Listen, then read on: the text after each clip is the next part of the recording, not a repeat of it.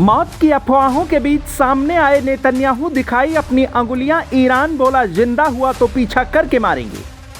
Putin ने दे दिया Trump को चैलेंज, मार सको तो मार के दिखाओ। ईरान के नए खामेनेई को मॉस्को उठा ले गई पुतिन सेना।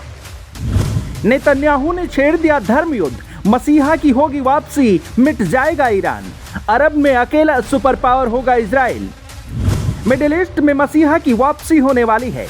इजराइल के एक बयान ने मुस्लिम देशों में हड़कंप मचा दिया है। ईरान नेतन्याहू की मौत का दावा कर रहा था, लेकिन नेतन्याहू दुनिया के सामने आ गए। नेतन्याहू ने अपनी अंगुलियां दिखाकर ईरान को झटका दिया तो ईरान ने भी नया ऐलान कर दिया है।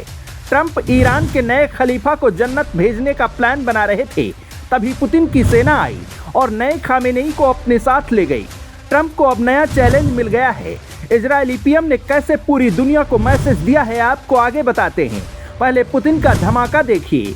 दावा किया जा रहा है कि रूस ने मुज्तबा खामेनेई को अपने सैनिक विमान से मॉस्को पहुंचा दिया है।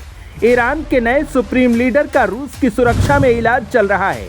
अगर ये बात सच है तो अब इस जंग में रूस सबसे बड़ा खिलाड़ी बन जाएगा। बमबारी और हवाई हमलों के बीच मुज्तबा खामेनेई का इलाज असंभव था, इसलिए रूस ने उन्हें सुरक्षित स्थान पर शिफ्ट करने का फैसला लिया। ट्रंप नए खामेनेई की मौत की बात कर रहे थे, उन पर भारी भरकम इनाम भी रखा था, लेकिन अब ट्रंप के प्लान पर पानी फिरता दिख रहा है। कुछ ऐसा ही दावा ईरान की ओर से इजराइल के लिए किया गया। दावा किया गया कि नेतन्याहू की मौत हो चुकी है, जिसके बाद नेतन्याहू की ओर से एक बयान जारी किया गया।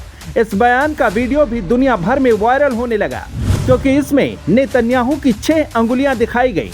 इसे एआई जनरेटेड वीडियो बताकर नेतन्याहू की मौत का दावा होने लगा। कहा गया कि नेतन्याहू अब इस दुनिया में नहीं है, इसलिए इजराइल एआई वीडियो बनाकर दुनिया को दिखा रहा है। ईरान के समर्थक तो यहाँ तक कहने लगे कि खामेनेई की तरह ईरान ने बदला लिया और अपने दुश्मन को निपटा दिया। खबर वायरल होते ही नेतन्याहू फिर कैमरे के सामने आए। नेतन्याहू ने अपने हाथों की अंगुलियां भी दिखाई और बता दिया कि अभी मैं जिंदा हूं। अब ईरान का नया बयान आया है। IRGC ने खुली धमकी दी है और कहा कि अगर बच्चों की जान लेने वाला यह अपराधी जिंदा है तो हम अपनी पूरी ताकत से उसका पीछा करते रहेंगे और उसे मार गिराएंगे। IRGC के कमांडरों ने कहा कि 28 फरवरी को अयातुल्ला खामेनेई की हत्या एक ऐसा अपराध है जिसका हिसाब नेतन्याहू को अपनी जान देकर चुकाना होगा। ट्रंप समझ चुके हैं कि वो युद्ध के जाल में अब फंस गए हैं, इसलिए निकलने के रास्ते खोज रहे हैं, लेकिन इजराइल ने इसे सभ्यता की जंग बना दिया है। नेतन्याहू ने कहा कि मसीहा की वापसी होगी, यानी वो दौर वापस आएगा जब अरब में इजराइल ही अकेला सुपर पावर होगा। इजराइल ने ईरान के हजारों साल पुराने ऐतिहासिक स्थलों पर अटैक किया है। 14वीं सदी के गुलिस्तान पैलेस पर हमले हुए हैं। नेतन्याहू का बयान जनता को यकीन दिलाने के लिए है कि जंग धार्मिक और अस्तित्व की लड़ाई है। इजराइल लेबनान को भी निशाना बना रहा है।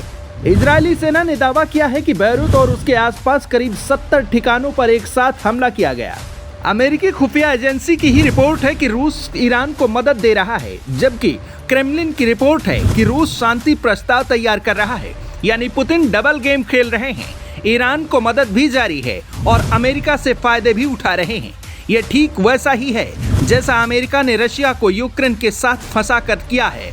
अमेरिका ने जो बोया है वही अब काट रहे हैं।